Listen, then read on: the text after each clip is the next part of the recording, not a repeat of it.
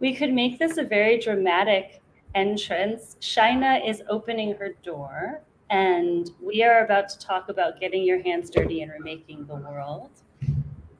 Great title. I didn't write it. Um, yeah, let's wait for Shaina. There Okay, she we're is. here. Okay, we're back. We're ready to go. Yeah. Okay, great. So, hi everyone. My name is Keisha Knight, and I'm the director of IDA Funds. And tonight or today, depending on where you are, I'll be talking with Shaina Anand. And Shaina is one of the co founders of CAMP. So, I'm going to read a little bit about CAMP to just for those of you who don't know. And Shaina, this is from the URL that you shared with me last night. But CAMP defines itself not as an artist collective, but rather as a studio in which ideas and energies gather and become interests and forms. In this process, we try to move beyond binaries of art versus non art, commodity markets versus free culture, individual versus institutional, will the individual versus institutional will to think and to build what is possible, equitable, and interesting for the future. So, not an artist collective, but an artist studio. And we'll talk a little bit about the different interventions that CAMP is making and the different kind of threads that are going through the work. We're going to really focus a lot on artist run infrastructure, this and circulation and the circulation of images. For those of you who don't know, before I was director of IDA Funds, I was the co founder of Sentient Art Film with a passion for circulation as change making, space making, and deeply political. And CAMP is really also kind of working from that same foundation as well. So hopefully we'll be able to have some synergy here in our discussion. But Shaina, before we kind of get into the nitty gritty of it all, I'd love to just hear a little bit about you and where your background is coming from and what brought you to this practice. Yeah. Thank you, Keisha. That was, and thanks for having me here. Thank you, Bob. I hope my accent will be clear enough for you. That text you read out, it's interesting. It was written in October of 2007 when Camp was founded, and we haven't changed it, which means we stay with the trouble, and we haven't morphed or modified our core ethos and values. And yeah, so that's what now, 15 years. It feels good to know we can stay with it. And I think the reason we can stay with it is we're not just, you know, we cannot exist as just whimsical artists. We have been running these infrastructures, and with that comes a responsibility to deal with failing hard drives and funding and archiving and keeping the servers going and all the hands dirtying infrastructure questions Mm. that come with it. So thank you. Um, I don't know how far back we need to go in terms of camp and my own personal trajectories, but I basically come from a film background. That's still how I identify myself, even though artist is the way most people see me and see camp. Background was is essentially documentary filmmaking, but also writing. I assisted a filmmaker called Saeed Mirza when I was straight out of a short diploma course during my undergraduate program. Wanted to go to the Film and Television Institute of India in the late 90s, but they were on strike. The student strike went on for long, and when the institute recovered, it was no longer the wonderful Film and Television Institute of India, but a neoliberalized version of it. So I had a full scholarship and went to Temple to study film and media arts in Philadelphia, but came back home because the streets of my city, Bombay, beckoned. but also came back home because between 99 and 2000, we had the internet arrive in a certain way in in in the subcontinent, but we also had non-linear editing on a desktop, and you also had a mini DV camera that you could flip around, right? Like Mhm. it wasn't just my image, right? Mhm. The screen out, right, and flip it around. Um, and I found that funny actually, that the trajectory or the history of people using real time video feed was either CCTV or were artists, right? Either someone like Namjoon Paik is sending a live feed and magnetizing the hell out of it and distorting it, or it was performance artists. It was people like Bruce Nauman and others who were using live feed. But the documentary filmmaker never realized that you could actually have created analog live feeds all the while your subjects could, in one sense, see the image pretty much in real time, live actually, and be a part of it in more ways than your frame, your lens, you as in the author. So yeah, those were exciting times to come back to the city. But then 9/11 follows, war in Afghanistan, a pogrom in Gujarat, which, I mean, our current prime minister was quite responsible for for what happened in 2002, and where we are today, right? Great regression in the whole wide world in terms of rising fascism. But that's really the milieu where I was coming from, and into which camp was formed and grew. And the other founding members of camp were Ashok Sukumaran, who was trained as an architect, but then went on to also study film design and media art, and Sanjay, who was younger than us, so the kind of person who was born inside the kernel of code and inside a computer, and ran the indie media servers back then in the country. Um, yeah, that's how we came together, and from the start, even pre-camp, we were. Uh, I don't think it was a conscious now thinking back to, I mean, of course, you wanted to be militant and radical because you're young then, but the critique and the questioning of our own fields and our own mediums, which could then be built environment, public space, architecture, and design. In Ashok's case, documentary film in my case, and the internet and open source in Sanjay's case, and then how all of it comes to bringing us together with larger questions about um, how you create an image, where do you store it, where do you distribute it, and what do you do, how do you intervene into built environments and public space through the technologies you work with and you use, because all three of us, in that sense, were uh, working with broadly digital technologies and digital mediums, um, but had a foot deep in media archaeology, right? So we always had a longer view of the technologies we were working with, and wanted to not lose the qualities of analog, and um, anything from hand cranks to uh, the power of laying meters of cables down a neighborhood to wire it up, right, and to send video feeds into TV screens, or using FM and micro FM radio and things like that to distribute what we were doing. So that was a bit of pre-camp, right? We had done these things, and we had done these things on pretty much zero budget.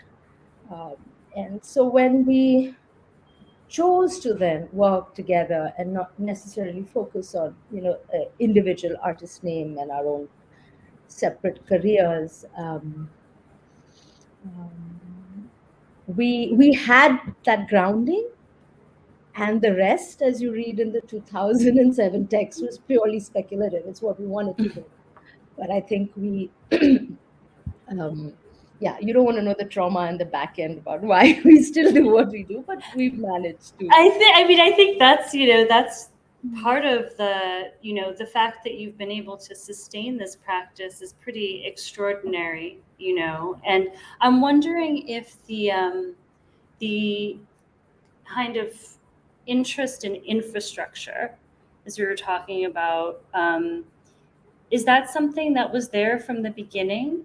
Is that something that was kind of basic to the kind of feeling of needing to come together as a group rather than, like you just said, kind of this solo artist career where the ego gets bigger, the money gets bigger, everything gets, it's all this race to, like, the bigger the better type of situation, but instead coming together and focusing on infrastructure. Is that something that was originally there from the beginning, or is that something that became more and more evident as a point of intervention for you? I think that's where the ego of the artist probably comes in, right? Um, you want to do it, and you want to do it by your means and by different means. And of course, we can go into why, how we philosophically define our different means, but that desire to say this is autonomous, this is differently ordered, and this is how we want to do it, right? Be it a neighborhood cable TV channel, or lighting up a neighborhood with a hand crank that lights up lights, or so if you want to do it differently by the political economy of how that works needs to be different. Who the actors are, who controls what, and who finally is the boss. You want all this to be different. That's probably where, uh, I mean, the ego comes, right? That yes, we want to do this differently, and that process for us is as important as the finished work, right? Mhm. And how we get there, if that then involves building your own infrastructure, bloody hell, yes, we've got to do it that way then, right? And Mhm. so that is one way of looking at it, and the other was all of it was doable. Why are we thinking of running meters of coax cable across like a community or a neighborhood? It's because the cable operator already ran meters of coax cable, right? And at that point, even in the late 90s and early 2000, you had the cable operator having one hub, then he had a splitter, and then the video splitter would put, and then the video splitter, because you live on the third floor, would rest on your window, and then there'd be an ugly tangle of wires, and then your feed would have a hub and would branch out, and then four more, and so you always had these splitters and cables and wires and tangles. um, Also with internet, it was the same, and it continues to be, right? Xenia, who runs our backend, a co-member of camp, who's been with us since 2010, lives in the building across the studio. So the ethernet cable runs out of the window, and there's a little hole taped up and all the way down and across into the next building, to a home. These things uh, are possible, right? And Mhm. I think the so this do it yourself or do it by any means spirit, um, people have in many ways somewhat exoticized it or fetishized it, saying, yeah, this is South Asia and Southeast Asia, right? Like anything goes, and you can, and then everything's available for like less than $1 because it's all a pirate market. All of which is true, right? But the what you can do with it, um, is important. And I think around that time, when we are thinking of autonomous infrastructures, you have the free software movement in the West, right? You have these ideas of Creative Commons and uh, you these kind of different licensing regimes which are supposed to benefit the creative practitioner and so on. But then you also have the copyleft movement, right, which is hardcore open source. And then, yes, we also have piracy. Take, use, it's your right, it's your cultural history, it's our world's cultural history. I do not need to ask anyone for a certain clip from Society of the Spectacle because Society of the Spectacle told me I could reuse these things and informs me in a certain way, right? So you have a world and an ecology which is informing you, but then which sort of gives you the confidence to say, yeah, let's just build. And that's again where the power trip comes in, because you you look at, like, we have Ashok brought this up day before yesterday because we had a talk. Like India's biggest oligarch, Ambani, he started as at a petrol pump in Aden. Um, so as a trader, then textiles, then cotton went to polyester, and then when they were making polyester, they were like, "Oh, polyester is made from petrol. Let's just get into petrol, and then let's just have our refineries," and so this backward integration, right, of like dominating the entire production cycle down to its raw material. They call it backward integration, right? So it's a peculiar term, but it has caught our fancy, right? And that is in so many ways what informs you, right? Like in 2008, in February of 2008, 4 months or 3 months after we founded camp, we were we launched Padma, right? And we didn't do it together.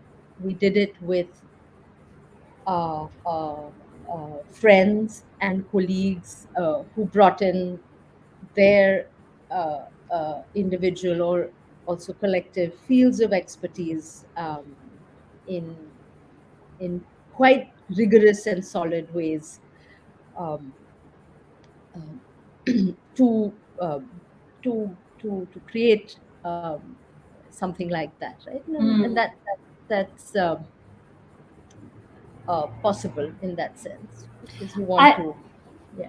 I was going to say, I want to speak, I definitely want to get, especially for people who are kind of experiencing just hearing about camp for the first time through this panel, I definitely want to get a little bit more specific about the different projects that you've done. But before we quite get there, I wanted to ask you a question that has been kind of bubbling up in my brain from what you've been saying.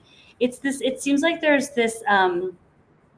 a little bit of tension around value and value creation in a way, because you were talking about this process of that kind of came as a part of the environment, this process of just streaming the cables, this process of coming together, this process of doing it yourself, just being very organic and maybe even a survival, a way to just keep making your art. And then that actually gains a certain value and you're still doing it, but like you were saying, there's almost this fetishization that's coming in. I'm wondering how you've adjusted to that as camp has become over time known for this practice, and this practice has a value that's attached to it instead of just being a more something that's more emergent right at the beginning. How have you adapted? Have you ignored it? Have you used it to help your sustainability in terms of getting gigs elsewhere in galleries here or there? I'd just love to hear about how that's, because it seems like that could be emotionally kind of tricky. Yeah, I mean, when I was speaking of the fetishization or the exoticization, that was more coming from media archaeology and media theory, right? Of seeing the East as this free for all pirate zone of messy cable and these various cottage industries, right? Now, so it wasn't particularly to how our work is read, but the sort of general ecology of saying yes, these things are possible in what was formerly called the third world, right? And it'll be harder to do things, and that's where I beg to differ, because the software of Padma was written by artists and coders living in Berlin, right? And they Mm-hmm. ran Pirate Cinema Berlin, and they ran it successfully for years. Yeah, so I mean, I when I said that, I just meant a general tendency to, and not necessarily via our practice, but to have seen.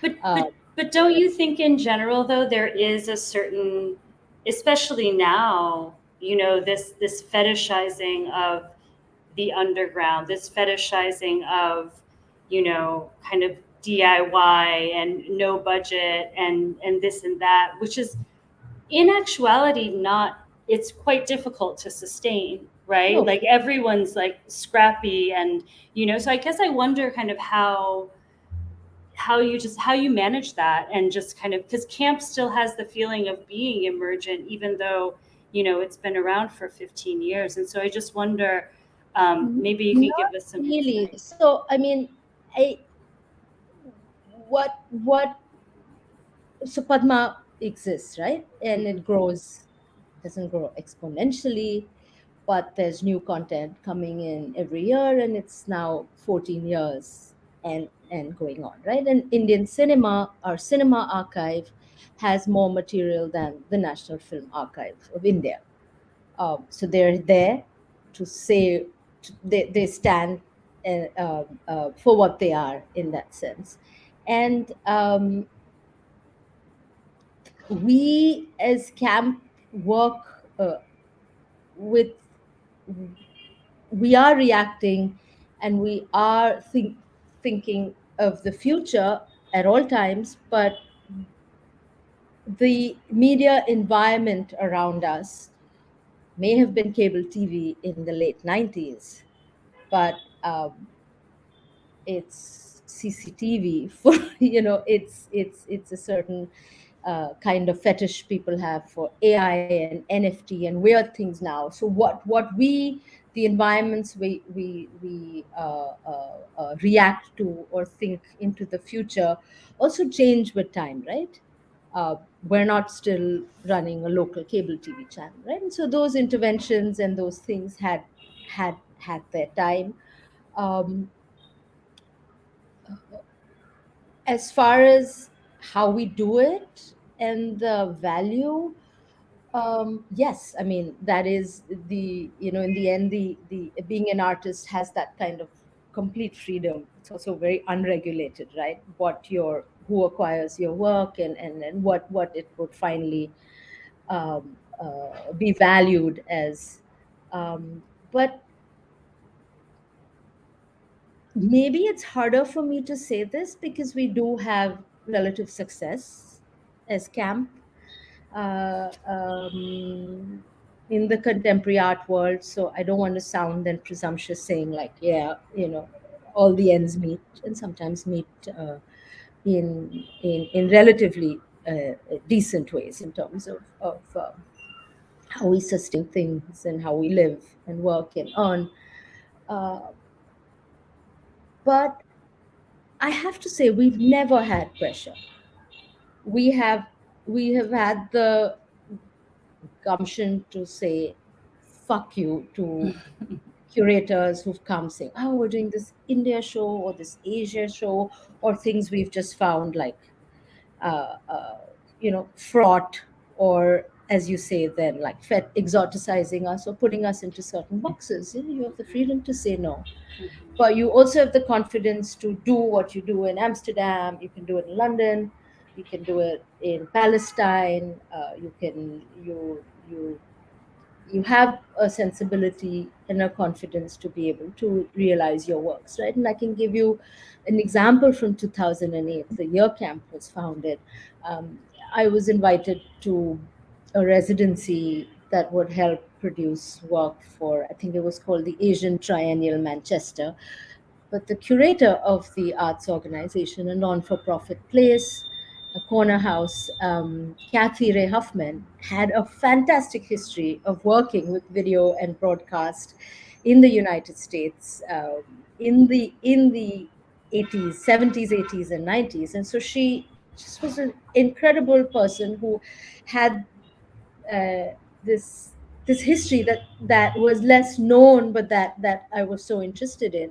And so when she invited me, and this is like literally, it's a small little project, but I'm like, Kathy, to get to the UK, I need, one always needs visas. You need 10 fingerprints, iris scan, and then like long paperwork for this visa. But then once you're in, should I whinge and say, now I want to do a work about this brown subject walking the streets and like, this is my former colonial empire?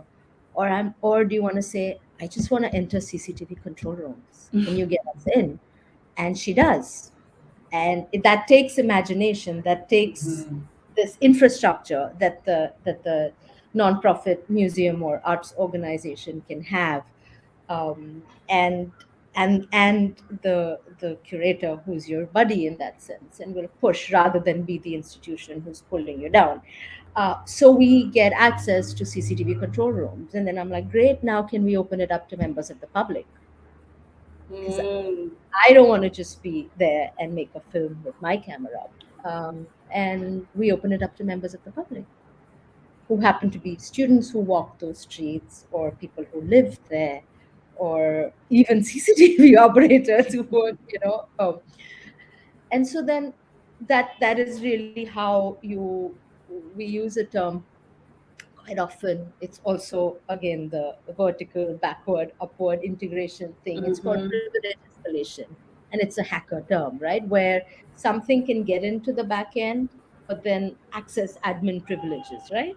So Mm. go to the top. Now once you can, it behooves you to redistribute, right? So that question again of distributing things. So then you distribute the access to the CCTV control room, for example.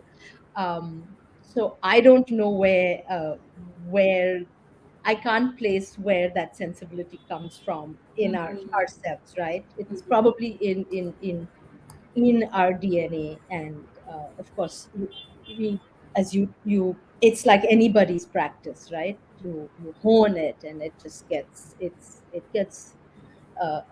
sharper and finer, and because we're not one, but we're all of us. The constant questioning and critiquing is always there. Mm. Yeah, I Interesting. mean, it's that on paper, like the rules or the structures we lay out before we do a project, has to be quite clear.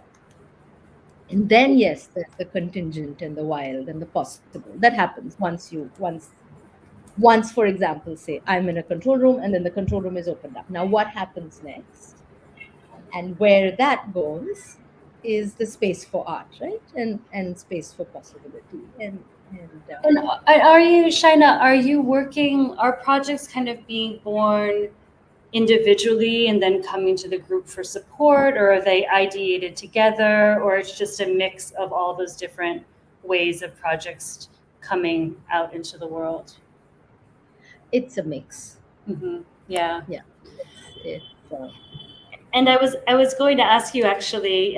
This is a good segue. I have a couple of questions, but I'm going to go with this one, which is, so what is your relationship to documentary? You know, we've heard a lot about CCTV, and I remember you saying when we spoke earlier about sometimes being a very strict conservative hat documentary kind of, patrol. So I just love to hear more about that and what your relationship with documentary is, or maybe Camp's relationship even more generally.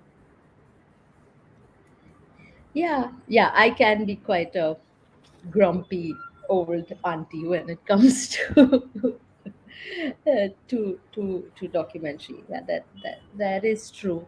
um I don't know, I mean, so there is, for me and for us at camp, definitely um a, f- a deep love for cinema. And historically, yeah, you could take trips to the moon, and you, like you mentioned, Falke, and you could, like, of course, make mythological films, and you'll see that magic and that aura of the wondrous in Bollywood. Like, it forms a certain kind of way of making films in India that you could say had mythological or magical impulses. I mean, but there was also just immense joy for everybody to date to see that train entering the station, or a pea plant growing up, right?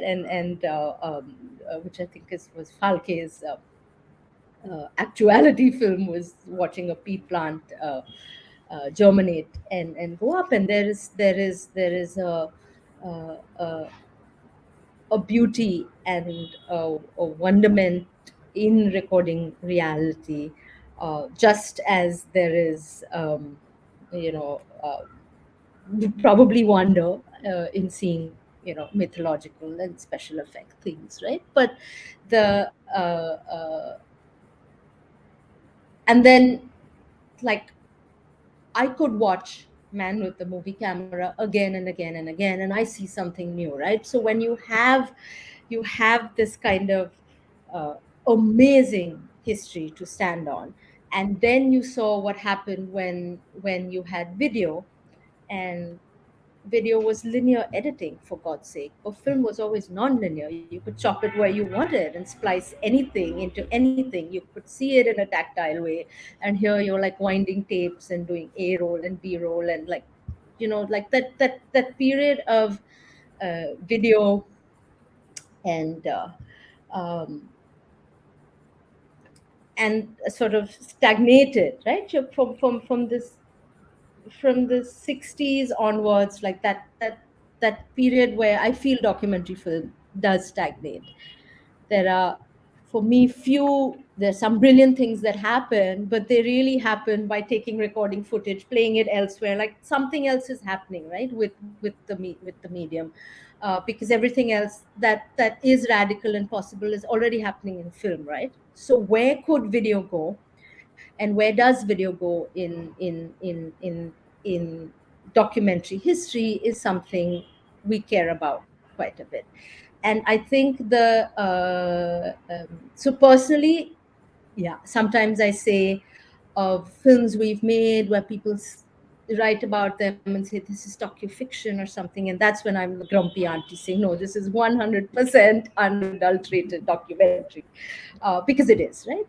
And never mind the fact that the footage filmed by sailors over their cell phones came married with songs into it, and the songs were Bollywood songs. But um, that cinema ephemera that was made was shot out at sea, and it's one boat and a sailor on this boat finding his buddy boat out at the same sea and filming it. I mean, there's a hell of a lot of reality there, right? And there's no fiction at all as far as they are concerned, or as far as us stitching it together or assembling it as a film. Um, but maybe I could articulate that better, in terms of uh, uh, why we felt Padma was important, right, as a documentary archive. Could you, And yeah, could you, Shaina, just for those people who don't know, could you just summarize what Padma is? I feel like we've been talking about Padma a lot, and maybe some people in the audience have a few questions if they haven't heard of it before. But yeah, so, and then please, yes, yes, yes. yeah, I'll be quick because these things they're not easy to explain. But it's a short for Public Access Digital Media Archive, but it's pad.ma. And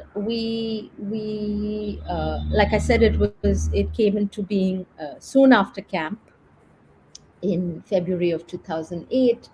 And there were a couple of impulses that informed it. But broadly speaking, since we had like Bollywood and then we had parallel cinema, these are the two uh, movements you had, and documentary film for the long time was still state patronage, right? And you had the state funding arm called Films Division.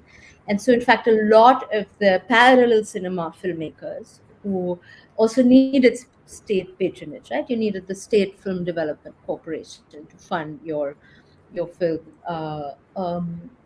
Some of our really good authors would actually make documentary films in the state, for the state films division. But I'm digressing. But what I mean is, then comes mini DV, and nonlinear editing on your desktop and so on. And so from the 90s, this figure of the independent film documentary filmmaker arises, right? And we have a fairly significant and interesting documentary film scene in the country. But our point with Padma was, if we have to make a non-state archive of the contemporary, what medium could it be? Video. Since the 80s, at least, we have that. And who can make this non-state archive? It's all of us, the independent documentary filmmaker, the creative practitioner. Um, and where should this be? Should this now be locked up in a vault, or should it be on the internet, right? So in 2008, these are the questions we're asking. And what Padma proposed to do then was reverse engineer or just reverse back that process of filmmaking, which was, you shot 100 hours for a, because with mini DV your ratio had changed. You shot a lot for a short, like just let's say 199 hours to a 60-minute film. You log them, you put location tags, you transcribe them, because in India you make film in many languages which you necessarily don't speak.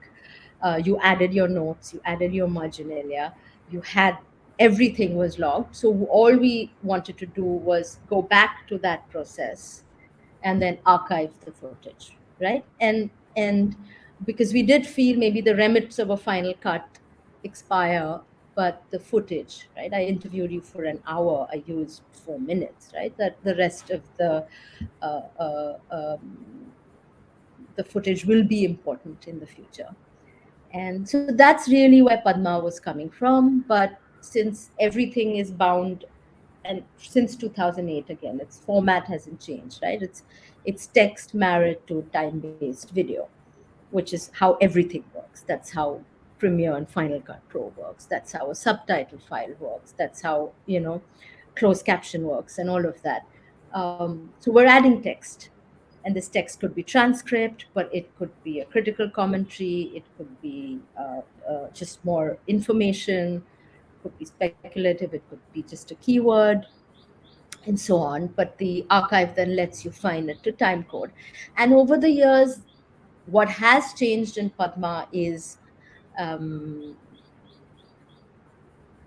the things we can do with it. So now you can edit, and now you can edit, but you also have documents. So you could just have a markup that pulls different clips, or you could have smart edits that do keyword searches. You could have a combination of both. You could feature things. You have playlists. You can make movies now. Um, uh, so yeah, that's really the project. But the initial impulse was, we, the documentary community and the creative practice and then the artist community at large, we're making the films against all odds. We're making them because we are personally or politically committed and motivated to pursuing that subject, or uh, that situation. Then together we are the non-state archive. Mm. And I think everyone was down up to there. It was more back then in 2008, the public domain part of it that was daunting, or that a lot of people were then critical of. This misuse from the right wing and stuff, and we were like, they don't need you. The right Mm. wing doesn't need you. So if you're doing something sensible, and you're doing something urgent and important, however small that might be, it needs to be out there, right? And then, of course, the grumpy old documentary auntie that I could become would always say that films need to be beautiful on the inside and not just on the outside, right? So if your process was clear from then it's in your footage, right? It's not those like nasty Q&As that we cut out and then edit, Mhm. like Mhm. yelling at the subject to like bend down and cut the grass or things. Yeah. So we're not like, so of course that's not an absolute thing, but that was a conceptual thing. So your films are beautiful on the inside. Your process and your structure from the start is clear from the inception of the image being taken in that sense. So, and that's something that we hold, right? Like that no matter, of course we're going to edit, of course we're going to splice, of course it will be served to you in a finished form. Um, but within it, the kernel and the process and how this image was generated and what's going on is quite clear Mhm. in, and And should be. and Yeah. is Padma, is it curated, or is it something that, do you solicit or engage with the artists who are uploading, or is it something that anyone can come and upload their work to?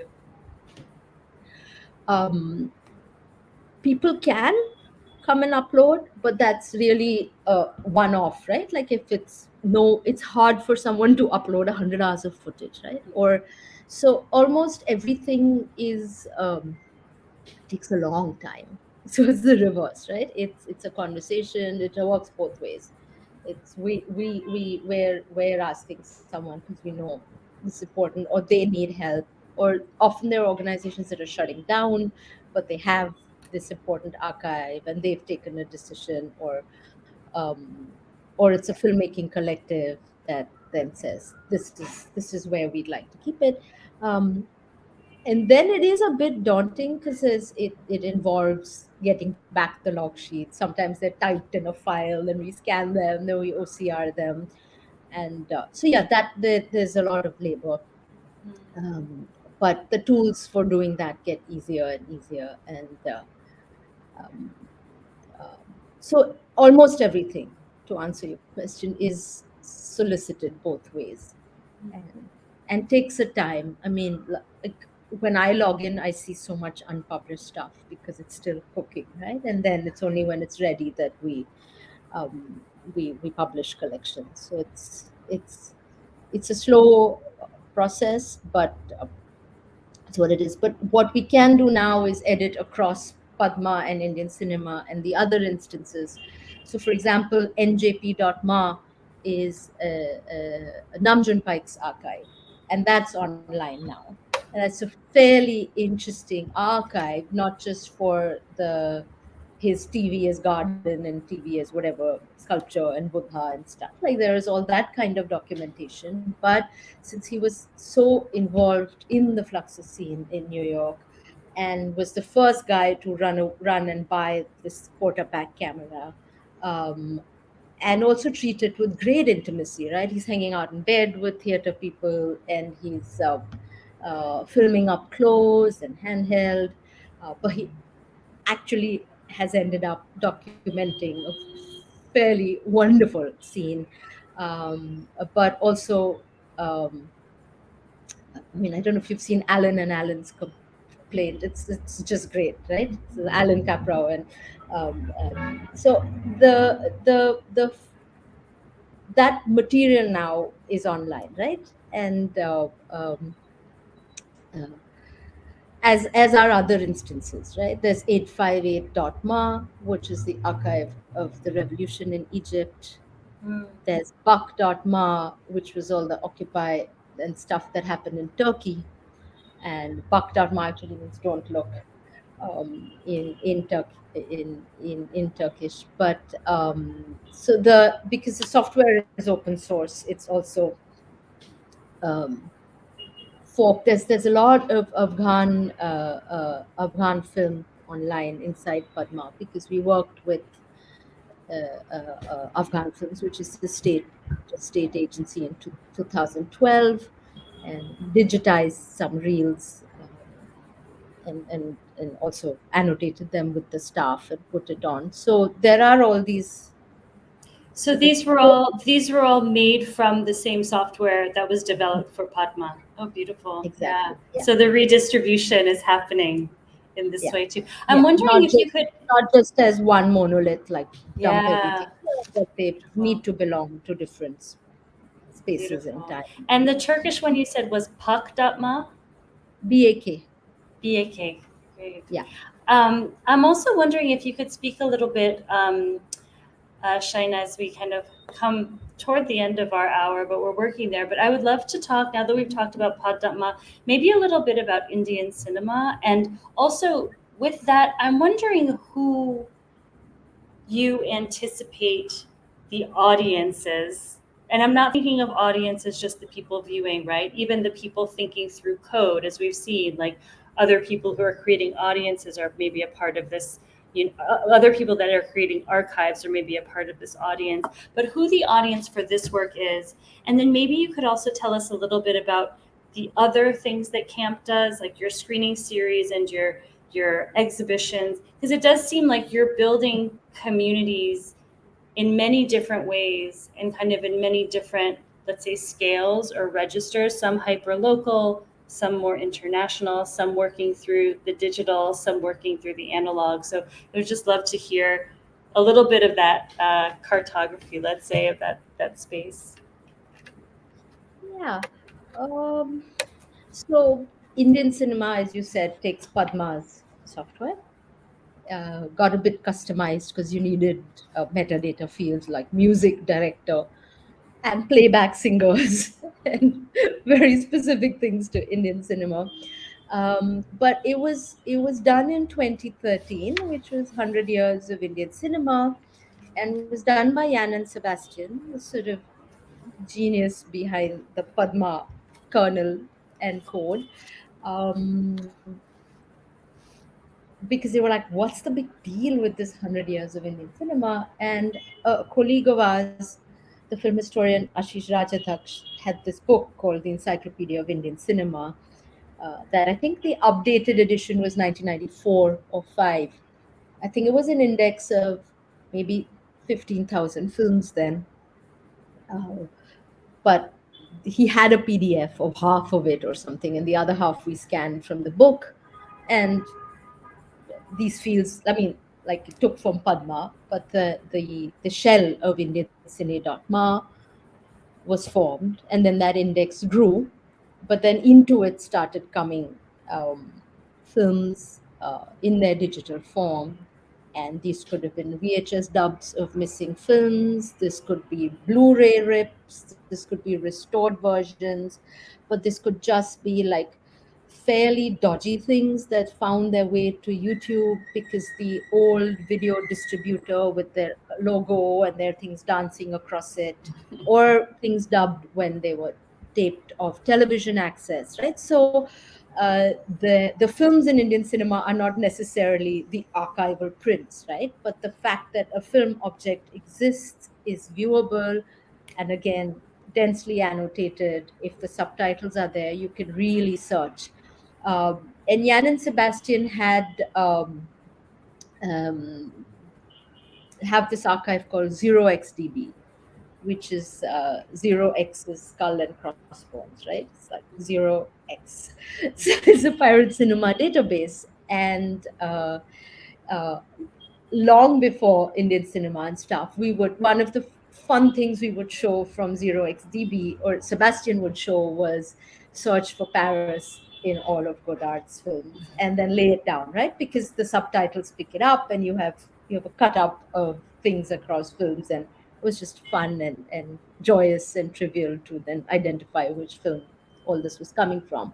But these things are a doable. But that's really where Indian cinema started. And as it grew soon enough, of course, we had more material than the National Film Archive. We worked with the Film Archive.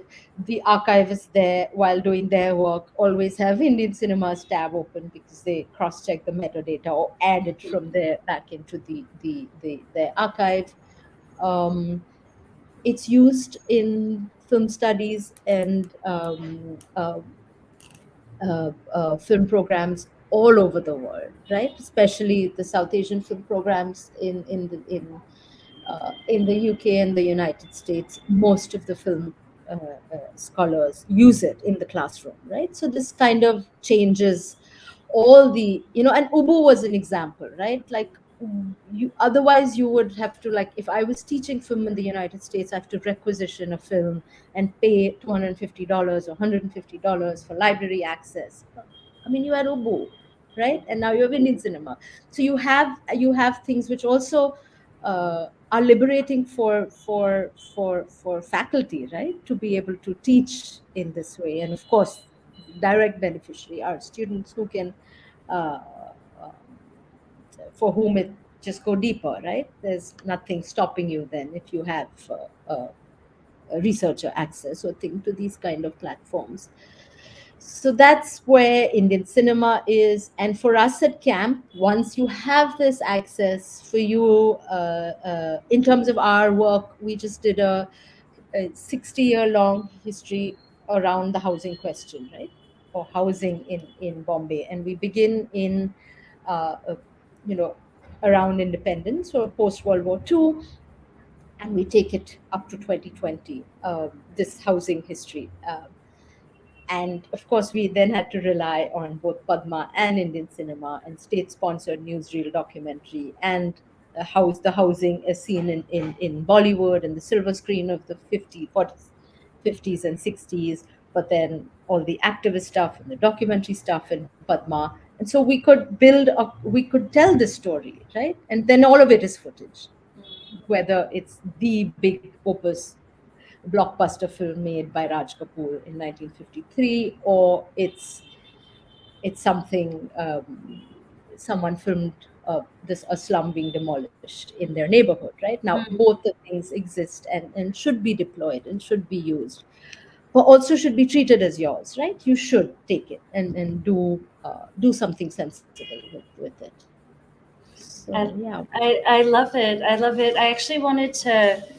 I would love to get your feedback on on something that's related, actually. So now that we have given our listeners here a little bit of a sense of the overview, I would like to say that camp also, you have a space where you do film screenings for the community as well, kind of, and a really interesting program that you can check out too on the website. But there was in 2010, it says from Beirut, actually, our programmer, Chris Bachman, shared this with me, and I just love it. Are these 10 theses on the archive? And I think just for our audience to get a sense of, if, forgive me if I'm wrong, but just the poetry that is around this as well, that's kind of, you know, scattered in and out and kind of inspiring me anyway.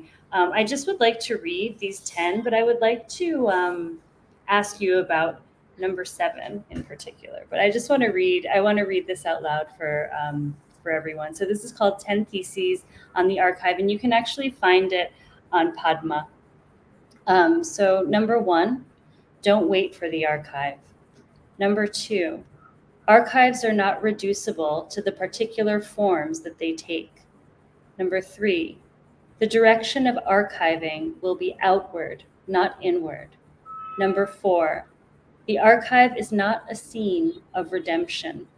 Number 5, the archive deals not only with the remnant, but also with the reserve. Number 6, historians have merely interpreted the archive.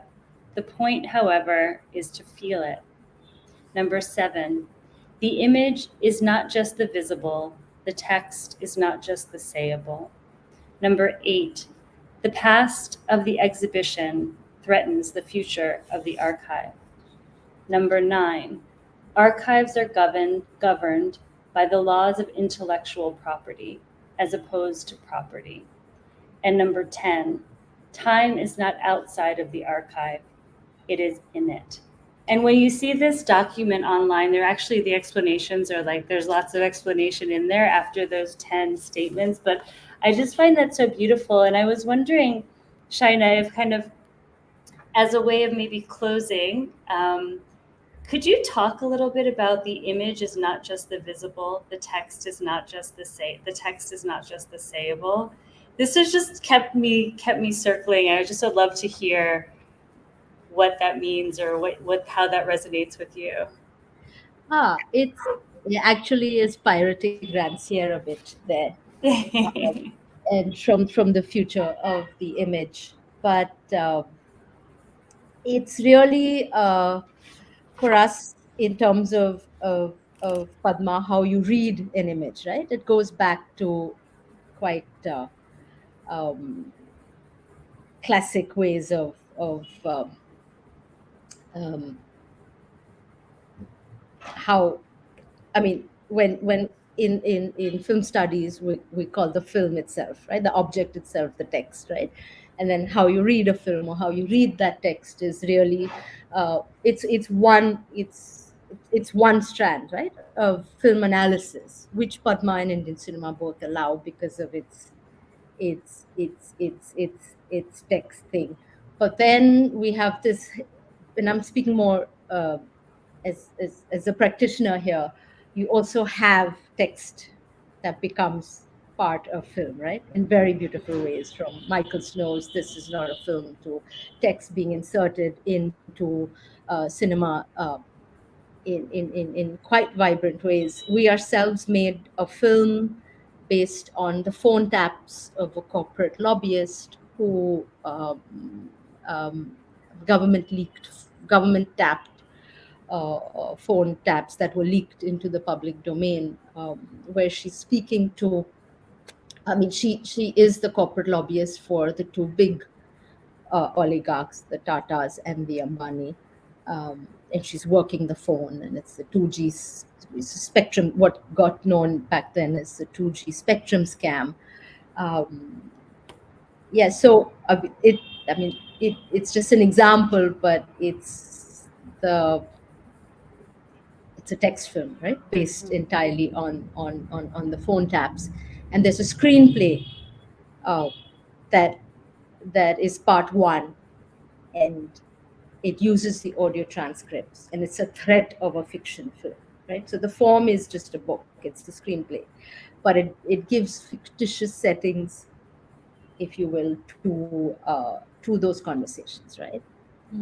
But not really. It says 1:58 because that's the time the call was made, right? And it gives the address of the minister's home, and then of course there's a slamming of car doors, and both cars come to a halt, and the phone rings, and so you give it these very, and it mimics the Hollywood screenplay, like 12 courier new to 12 Mm-hmm. point, and interior, whatever, the transitions come on the right. And so, I mean, uh, uh, it's just an example, but within Padma and Indian cinema, when we say that it really means look for the missing image as well, right? That is a, a part of documentary criticism, right? 90% of the time, that image you're searching for is missing, and we need to go in search of the missing images, and find ways of uh, uh, making them visible, right? And sometimes this will take a lot of right. It'll mean we have to we have to talk about it. We have to rewrite a lot of missing image history, essentially, right? And to do it with confidence, to do it wildly, to do it productively, to do it in a way that's anti-imperial and post-colonial, and doesn't have to be a lament, right, about lack and what is missing, but to just find really powerful and bold ways to say it. And I feel this, Keisha, I feel it more and more at a time when our public sphere has regressed so badly, but it's also very instant with the likes, the dislikes, the cancel culture, this deep wokeness, this everything now has to be ethno-fascist almost, or ethno identitarian, right? And I'm not saying those things don't need their place. They are all part of a missing canon, but we have to somehow find. We have to be a bit old school and mad visionary and universal at the same time, right? Mm. And then find bold new ways, because if not, we're like, everything's going like that. Interesting. The tightening kind of the space. Yeah. Shaina, thank you so much for this conversation. I know that we're about to wrap up, but I don't know if there's anything you want to add or anything you're looking forward to as we exit our conversation here and continue our work outside of the frame. Yeah, no, just that, yeah, we also make art and we also make work. I mean, so just to, because you, at some point you said the work with Indian cinema is not work. It's, I mean, it's not at all an part of anything that's art or objectified, right? These are platforms and these are things we run, and they're very distinct from, and they belong to everyone. Very distinct from something you author, right? And say, this is a work by Cam. So there's also that. Their And offerings. Yeah, I love I love that. we didn't speak about the cinema, which hasn't recovered since its last screening in March 2020 was cancelled because we entered lockdown. So we haven't gone back. We hope to this December because it's a seasonal cinema. It runs open air only in the winter. Mm. And again, it's a bar, and there's booze and there's food and there's no, we don't announce on Facebook, but none of us are on those kind of platforms anyway, but people come, and um, the great conversations, the filmmakers come, and it's open air and you can smoke and drink and talk through the night. And sometimes our films are 9 hours long, so they go on. Sometimes it's film and footage. Sometimes it's so we have fun programming. Yeah, it sounds like life. It sounds like life is happening through this whole process and so in such beautiful ways. And I hope when I eventually get to Mumbai, I can stop by and visit. Yes, you should come. You can stay Yeah, there. yes. Well, Yeah. thank you so much, Shaina. And I hope that our audience, who was not present to be able to ask us questions, but I hope that they have enjoyed this conversation. And during the actual presentation of this, we'll drop all the links in the chat so you can take a look at Padma, take a look at Camp's work, Indian cinema, and stay tuned. Thank you, Thank you, Kisha. everyone. Thank you, There were Shaina. hearts going up this morning. Yes, this is beautiful. Thanks, everyone, and thanks to our ASL interpreters and live captioner. We really appreciate you supporting this conversation. Yeah, thanks a lot. Take care, Kisha. Thank you. Okay, take care. Bye, Shaina. Wherever you are. Bye. Bye. See you. Bye.